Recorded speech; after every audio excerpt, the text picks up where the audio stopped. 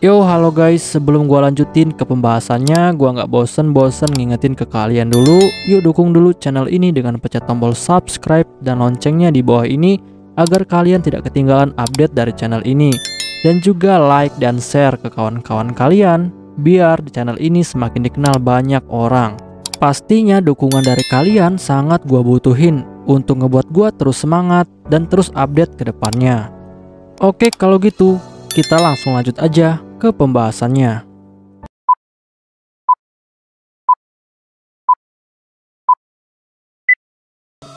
Yo, halo guys, di video gua kali ini gua bakal ngebahas light novel Isekai wa Smartphone Totomoni volume ke-8 chapter ke-16. Di chapter ini bakal dibahas tentang perdagangan budak bagian keempat. Untuk kalian yang belum nonton chapter sebelumnya, silahkan ditonton terlebih dahulu.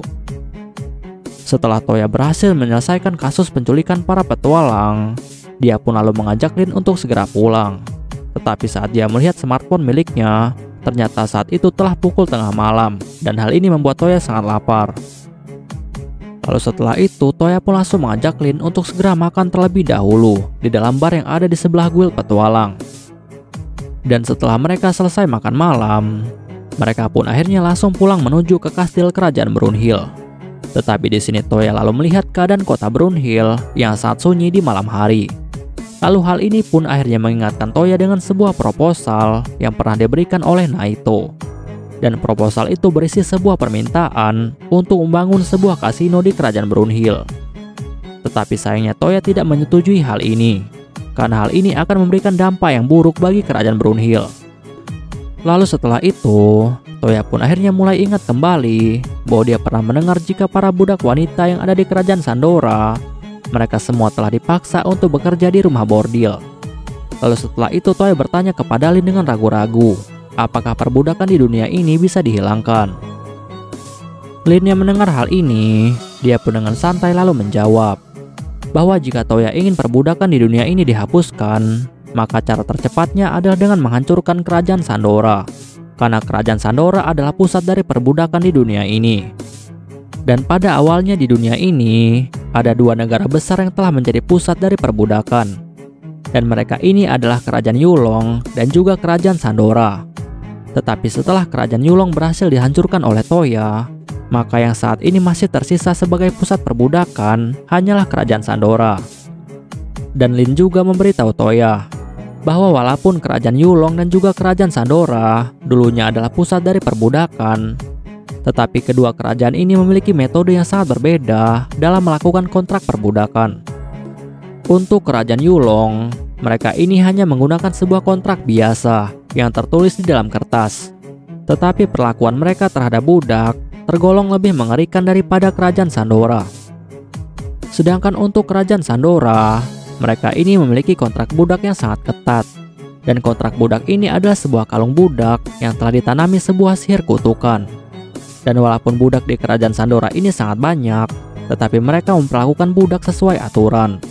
Tetapi hal ini hanyalah sebuah formalitas saja, karena pada kenyataannya mereka juga sama kejinya dengan kerajaan Yulong. Perlu diketahui, kerajaan Sandora didirikan oleh seorang kepala suku yang tinggal di wilayah gurun.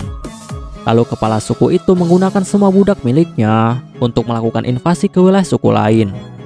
Sehingga setelah kepala suku itu berhasil menaklukkan banyak suku di wilayah Sandora, akhirnya dia pun membuat sebuah kerajaan di wilayah itu, yang saat ini dikenal dengan sebutan Kerajaan Sandora. Bahkan dia sebagai raja pertama mendapatkan sebuah gelar yang sangat terkenal, dan gelar itu adalah Raja Budak. Toya yang mendengar hal ini, dia pun akhirnya lalu berpikir. Toya berpikir bahwa untuk menghapuskan perbudakan dari kerajaan Sandora, hal ini adalah hal yang sangat sulit. Karena budaya perbudakan di kerajaan Sandora sudah terjadi sejak dulu, dan ini sudah menjadi sebuah tradisi. Lalu tidak lama setelah itu, Toya dan juga Lin pun akhirnya sampai ke kastil kerajaan Brunhild. Dan saat mereka masuk ke dalam kastil, mereka pun langsung disambut oleh Ripple. Tetapi Ripple dengan sangat panik langsung memberitahu Toya bahwa Tuan Toya harus segera berhati-hati karena sebentar lagi Tuan Toya akan mendapatkan masalah yang sangat besar. Lalu tiba-tiba lampu kastil langsung menyala dan Toya melihat bahwa Yumina, Lucia, Elze, Linze, Yae dan juga Hilde Ternyata mereka semua sudah berdiri di hadapannya dengan tatapannya sangat kesal. Lalu Yumina dengan kesal bilang kepada Toya bahwa ada sesuatu hal yang harus mereka bahas dengan Toya dan juga Lin. Dan setelah mereka semua berkumpul di ruang tamu, Yumina pun dengan tegas langsung bertanya kepada Lin, apakah Lin telah jatuh cinta kepada Toya. Tetapi Lin dengan sangat santai lalu menjawab bahwa saat ini perasaan yang dia miliki untuk Toya belum bisa disebut sebagai cinta. Tetapi baginya Toya itu adalah seorang pria yang sangat dia butuhkan, sehingga dia tidak keberatan untuk menikah dengan Toya. Dan dia juga sebenarnya tidak tertarik dengan Babylon yang dimiliki oleh Toya, ataupun status Toya sebagai seorang raja. Tetapi dia hanya menyukai Toya apa adanya, karena menurutnya Toya itu adalah pria yang baik dan juga sangat menawan. Yumina yang mendengar hal ini, dia pun langsung bilang kepada Lin bahwa jika itu masalahnya, maka dia akan memberikan persetujuan untuk Lin agar Lin bisa menjadi salah satu istri dari Toya. Bahkan semua tunangan Toya langsung setuju dengan hal ini. Dan akhirnya terjadilah kesepakatan antara Lin dan juga Yumina bahwa mulai saat ini Lin juga telah menjadi salah satu tunangan dari Toya. Sedangkan Toya yang telah mendengar semua hal ini, dia pun ternyata hanya bisa diam saja, karena dia tidak bisa menentang apa yang telah diputuskan oleh Yumina. Tetapi sebenarnya di dalam hatinya, Toya juga tidak keberatan untuk menjadikan Lin sebagai salah satu istrinya. Lalu di sini Toya juga mulai berpikir bahwa dengan bertambahnya Lin ke dalam tunangannya, maka saat ini dia telah memiliki 8 tunangan secara resmi. Dan itu artinya tinggal 1 orang lagi yang akan menjadi tunangannya di masa depan. Karena di dalam ramalan Dokter Babylon, Toya akan mendapatkan 9 orang istri. Keesokan harinya setelah Toya bangun dari tidurnya, dia pun langsung bergegas menemui Kosaka untuk meminta Kosaka menyusun undang-undang hukum kerajaan Brunhild. Karena beberapa hari ini telah banyak sekali tindakan kejahatan yang telah terjadi di wilayah kekuasaan kerajaan Brunhild. Tetapi sayangnya hukuman belum bisa diberikan, karena hukuman di kerajaan Brunhild belum dibuat secara resmi. Dan karena itulah, sehingga hari ini Toya lalu meminta Kosaka untuk segera menyusun undang-undang hukum secara resmi dengan menggunakan undang-undang hukum kerajaan Belfast sebagai referensi.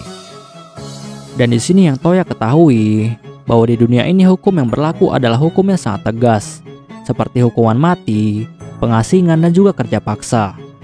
Tetapi di dalam undang-undang kerajaan Brunhild, Toya sengaja tidak memperbolehkan hukuman mati, karena menurutnya hukuman mati itu tidak akan dapat menyelesaikan masalah apapun. Tetapi untuk hukuman sebagai kerja paksa menggunakan kalung budak, Toya pun langsung memberikan persetujuan dengan syarat hukuman ini hanya bisa dijatuhkan kepada kejahatan yang sangat serius. Dan jika saja Jaffred diserahkan kepada pihak kerajaan Belfast, maka dia pasti akan langsung dijatuhi hukuman mati karena semua kejahatannya. Tetapi sayangnya untuk para budak yang bekerja untuk Jaffred, Toya di sini bingung hukuman apa yang harus dia berikan kepada mereka semua, karena dia tidak tahu apakah mereka melakukan kejahatan ini dengan keinginan sendiri atau karena paksaan dari Jaffred. Dan setelah Toya lama berpikir, akhirnya Toya pun mendapatkan sebuah ide bahwa dia akan meminta Yumina untuk menilai hati para budak itu. Jika mereka jahat, maka mereka akan diberikan hukuman berat. Tetapi jika mereka baik, maka mereka akan diberikan hukuman ringan. Lalu setelah itu, Toya pun langsung pergi ke penginapan Bulan Perak untuk menemui para petualang yang berhasil dia selamatkan. Dan di sini Toya ingin melihat keadaan apakah mereka semua baik-baik saja. Dan setelah Toya mengobrol dengan mereka semua, untungnya mereka semua baik-baik saja.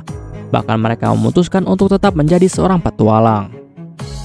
Lalu setelah itu, Lup tiba-tiba bilang kepada Toya bahwa sebenarnya di dekat desa mereka, yaitu desa Piton, di sana ada sebuah gua besar yang sangat misterius. Dan gua itu terlihat seperti sebuah penjara bawah tanah. Bahkan dulu saat mereka berempat masih kecil, mereka sangat suka bermain di dalam gua itu. Dan juga mereka telah berhasil menemukan beberapa monster lemah seperti kelelawar raksasa. Tetapi mereka berhasil mengalahkannya. Dan hal inilah yang membuat mereka sangat percaya diri dengan kemampuan mereka yang telah mereka miliki. Tetapi saat mereka masuk ke dalam reruntuhan Amaterasu, mereka akhirnya mulai menyadari jika mereka tidak cukup kuat untuk melakukan misi yang berbahaya. Toya yang mendengar hal ini, dia pun akhirnya menjadi sangat lega, karena ternyata keempat anak ini telah mendapatkan pengalaman yang sangat banyak. Lalu setelah itu, Eon lalu bertanya kepada Toya, apakah mereka boleh bertanya tentang tikus kecil yang telah Toya berikan kepada mereka sebelumnya. Toya yang mendengar hal itu, dia pun langsung memberitahu mereka semua bahwa tikus kecil itu adalah salah satu hewan panggilan miliknya. Dan tikus kecil itu disebut dengan sebutan tikus salju. Dan tikus salju memiliki kemampuan indera yang sangat kuat, baik itu penglihatan dan juga pendengaran. Sehingga tikus salju sangat berguna dalam misi pengintaian. Lalu Toya pun bilang kepada mereka berempat, jika mereka mau, maka dia bisa memberikan mereka tikus salju itu. Karena tikus salju itu juga adalah makhluk yang pintar dan juga memiliki hubungan mental dengannya. Sehingga mereka bisa menggunakan tikus itu untuk bisa menghubunginya jika keadaan darurat. Eon dan juga yang lainnya yang telah mendengar hal itu, mereka pun lalu merasa sangat bahagia. Dan setelah mereka selesai makan siang, Toya pun langsung pergi meninggalkan mereka semua. Lalu setelah Toya pergi meninggalkan Loop dan juga yang lainnya, Toya pun lalu mulai berpikir bahwa kemungkinan gua yang disebutkan oleh Loop, gua itu kemungkinan adalah salah satu dari Babylon yang belum dia temukan.